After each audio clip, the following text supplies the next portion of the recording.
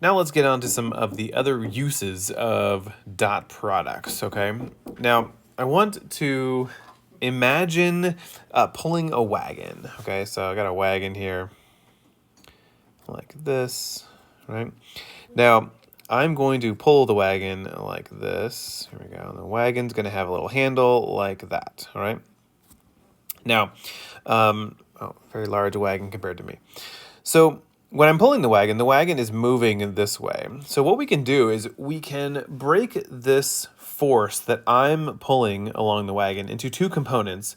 One that is parallel to the ground and one that is perpendicular to the ground.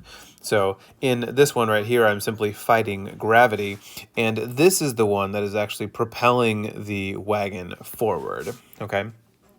Now, that's what we're going to do with this whole notion of projections. The best way to think about this is kind of like having the sun overhead. Here's the sun, and thinking about the shadow of my wagon handle on the ground, right? The shadow of that wagon handle looks like that, and that's going to be the horizontal component of the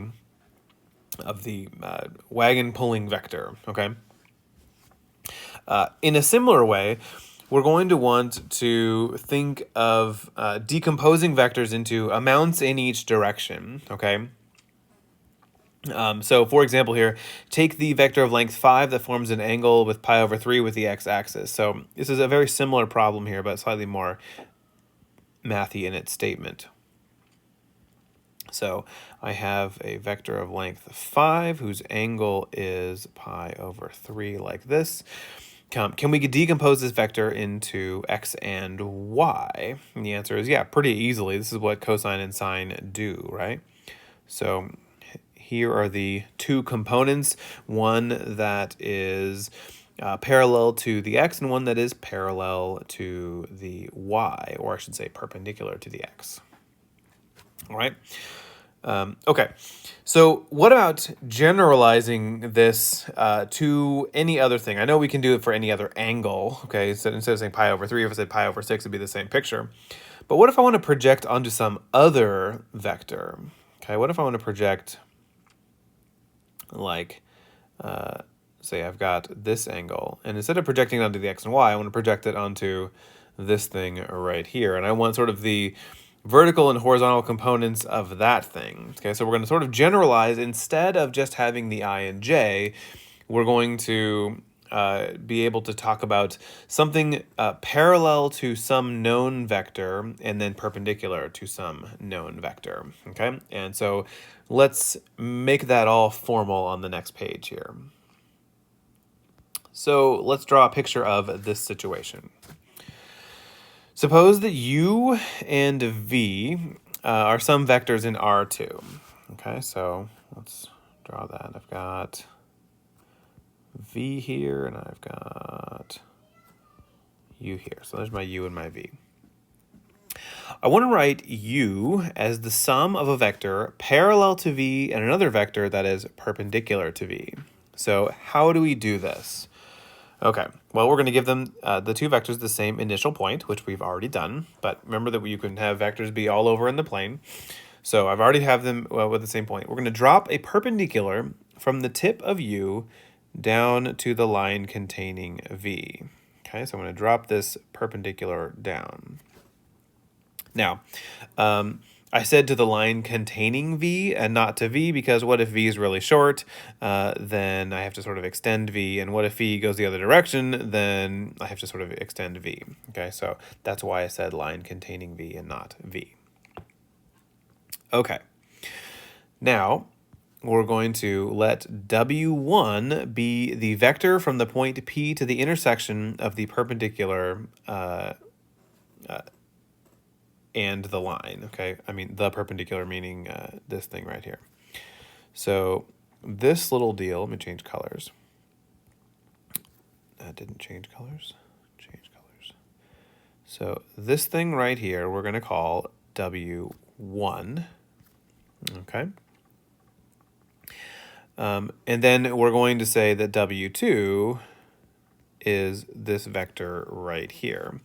And what we'll notice is that when you add W1 and W2, you get U by just the tip to tail thing here. So W1 plus W2 is equal to U. And I know that this W2 works, so W2 being U minus W1, because if you plug it in, you get W1 plus U minus W1, the W1s cancel, and you just get U, okay? So getting a W2 is very simple once I have W1, but then how the heck do I get W1? If you printed out the notes, you already see the mess that follows, okay?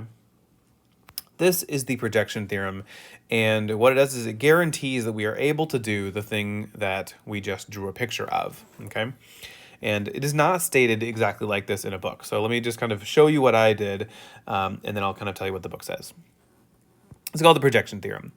If U and V are vectors in Rn, okay, again, this works for any dimension, and if V is not the zero vector, then U can be expressed in exactly one way of the form U equals W1 plus W2, where W1 is KV, that is parallel to V, and W2 is perpendicular to V. Okay, so W1 is parallel to V and W2 is perpendicular to V. This is called the projection of U onto V, and the notation is proj sub V of U. And there's a formula. It's just U dot V over norm V squared V. Now, norm V squared is V dot V, okay? So this actually can be kind of helpful. U dot V over V dot V, V, okay? Everything is the bottom one except for the one lone U up there, okay? Now, again, all these are vectors, but this is the only one that sort of acts like a vector. The rest of them, because they're all dot products, remember that a dot product is a scalar, not a vector. Okay, and then how do you get the W2? Well, that's very easy. That's just U minus W1. So U minus the projection, which is just all of that formula on there. Okay, so again, W1 is called the vector projection of U onto V. Now, our book also uses bold A's and B's, but I kind of remember it. Okay, I kind of remember it by this thing is on the bottom, it goes on the bottom. And this thing is on the top, it goes on the top, and everything else matches the bottom. Okay, that's kind of how I have that formula stored in my head. You can remember it any way that you want to. In one of the homework problems, it calls W2 the orthogonal projection of V. Okay, now I'm not really going to use that. I actually just like writing it like this, okay? Now, our book has one more thing. This is mostly what I care about here, but our book has one more word, and it is called the scalar projection of U onto V, and it's denoted by comp sub V of U. And what it is it is this thing right here. And if you think about this, if you think about the projection here, okay, if I write that formula down, the projection, it's U dot V over norm V squared V. If I slide one of those over, I get U dot V over norm V times V over norm V. Okay, this is the unit vector along V. This is the scalar projection. So what the scalar projection is basically the amount in the direction of U that the projection is. Okay, I'm not going to say that again. I'm just going to say it that once. Rewind it if you want to hear it again. It's the... so this dot product can be negative, though, of course. So this can be positive or negative. So I don't want to call it the length per se. We'll call it quote unquote length because lengths, are, of course, are always positive. But it's basically how much in the direction of V, okay? And that can be very confusing, but mostly I care about, for me in this class, I care about projections, not vector projections and not so much scalar projections, okay? But it's just another formula, and you can certainly write it down on a note card for the test, okay? Now, let's do some examples here.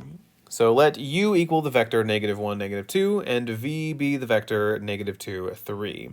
Let's find the projection of U onto V, all right? And I want to write U as the sum of a vector parallel to V and a vector perpendicular to V. So what does that look like?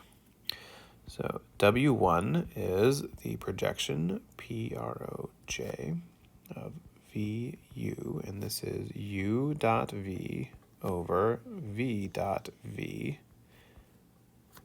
no dot there, V. Okay. So what is U dot V? Let's figure that out. So you can see that I forgot and I wrote parentheses, not angles. I have -1, -2, dot, -2, 3. So this gives me 2 minus 6 is -4. I need the norm of V. Actually, I need V dot V, right? Sorry, I don't need norm of V. I need V dot V, which is -2, 3, dot, -2, 3. Gives me 4 plus 9, which is 13. And so then W1 is going to be 4/13, right? That was the numerator is this thing, and denominator is this thing, times the vector V, -2, 3. So if I go ahead and distribute this, what I end up with is the vector -8/13 and 12/13. And that is my W1 vector. Then W2 is the vector U, so -1, -2, minus that projection vector, -8/13, 12/13. So let's see, I need a common denominator. -13 over 13 and -26 over 13. Let's just switch it to plus 8/13 and minus 12/13. So W2 is the vector -8, so -5/13, comma, -26, -12 gives me -38/13. All right, so I found W1, so this is the projection, so that was part A. Part B is to say that U is equal to the sum, so -8/13, 12/13, that's my W1, plus -5/13, -38/13. That's my W2. So W1 is parallel to V and W2 is perpendicular to V. Okay. Again, you can see it's parallel to V because it's just V times the number 4/13. And that's all there is to it. Okay, like there's a lot conceptually going on here, and the answer is, well, I mean, not really. It can be sort of formula messy, but all I'm doing is I've got the vector V, I've got the vector U. What I did in the first part was think of the sun as shining on over here and looking at the shadow. So that shadow is the vector W1, and then whatever's left over is the W2. So that's really all that's happening here. And so it ends up being a lot of arithmetic, but it's sort of from a conceptual point of view, this isn't so bad. In 2 dimensions, I mean, you could have done all of this using trigonometry and similar triangles and stuff. In 3 dimensions, it's a bit more difficult, although nothing really changes about this, okay? So same directions. So new U and new V in R3 this time. Again, also forgetting angles. Let's find the projection, and then we're going to write U as a sum of W1 and W2. All right, so I'm going to need U dot V, so -210 dot 3 -1 2. So that gives me -6 minus 1 plus 0. -6, -1, 0. Good, so -7. Did I leave off a negative sign? I did on that whole problem, didn't I? Oh, shoot. Good times. All right, well, let me fix it. Negative, positive, negative. I'm going to redo this whole thing. That's terrible. Positive, negative, negative, positive. So negative 13 minus 8 gives me negative 21.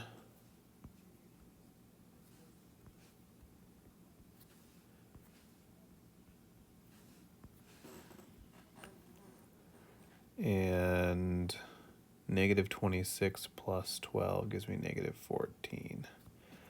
Okay. Good. So I think that's done. Positive 8, negative 12, and then negative 21, negative 14. Videos are hard to make. Good times. All right. Back to this next problem here. Seeing that negative sign reminded me of there was a negative. All right. Now I need v dot v.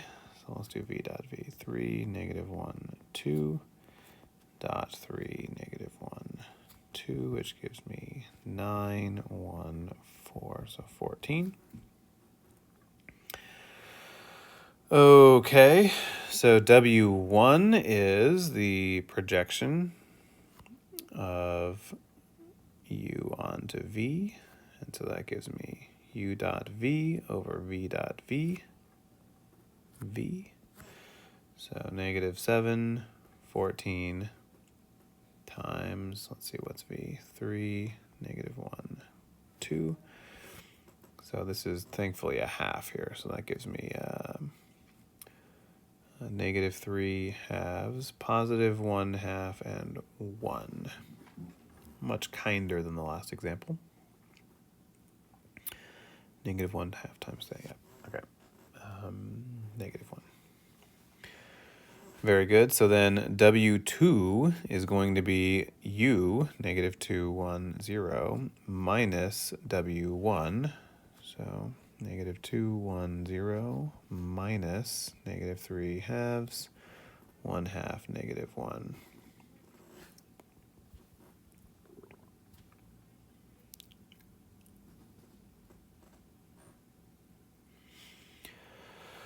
Okay, so then negative 2 plus 3 halves is negative 1 half.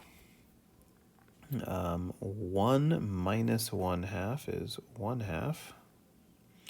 And 0 plus 1 is 1.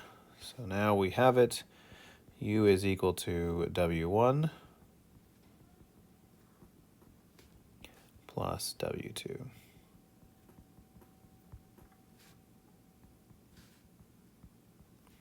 And there we go. That was easier. So you can see there's almost no difference in doing these in 2 dimensions or 3 dimensions. The amount of work is, between the two is negligible. They're kind of the same amount of work when you add another dimension. An interesting question here. True or false, if the projection of U onto A is equal to the projection of V onto A, then U equals V. So I have 2 vectors. Suppose here's my vector A.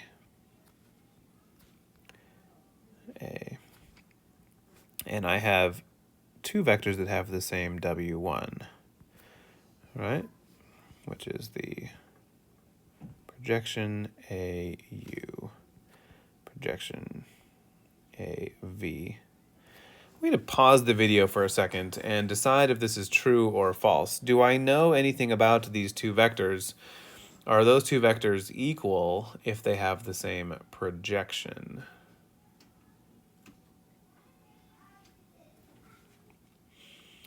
Okay, let's talk about this. Again, thinking about the kind of the sun being up here and the projection being in the shadow, what kind of vectors will have this shadow, right? And the answer is, well, anything on that perpendicular line. So that could be U, and that could be v right there. And both of those two vectors would have the same projection onto A. And so, no, this is false. Two vectors can have the same projection and not be the same vector at all. Okay. That wraps it up for projections. I know that definitely ended in a weirder place than the dot product thing started out being. I'll see you next time.